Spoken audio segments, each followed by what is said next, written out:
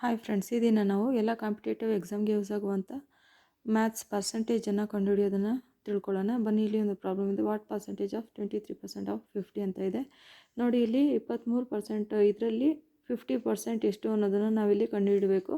ನೋಡಿ, ಇದನ್ನು ಸುಲಭವಾಗಿ ನಾವು ಕಂಡುಹಿಡ್ಬೋದು. ಇದನ್ನು 23 × 50 ಅಂತ ಬರ್ಕೊಳ್ಳೋಣ. ನೋಡಿ, 0 3 0, 0 2 0, 5 3 15 ಬರುತ್ತೆ.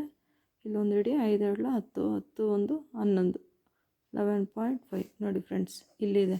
ಈ ಥರ ಆದರೂ ನಾವು ಮಾಡಿ ಕಂಡುಹಿಡಿಬೋದು. ಇದು ಇನ್ನೂ ಒಂದು ಟ್ರಿಕ್ ಇದೆ ಫ್ರೆಂಡ್ಸ್. ಯಾವ ಥರ ಅಂತಂದರೆ, ನೋಡಿ ಇಲ್ಲಿ 23% ಅಂತ ಇದೆಯಲ್ಲ, ಇದರಲ್ಲಿ 50% ಎಷ್ಟು ಅಂತ ಕೇಳಿರೋದು. 23ರಲ್ಲಿ ಅರ್ಧ ಅಂತಂದರೆ 11.5 ಅಂತ ಹೇಳ್ಬಿಟ್ಟು ಆಗುತ್ತೆ. 11.5 ಇದು ಆನ್ಸರು ಫ್ರೆಂಡ್ಸ್. Thank you.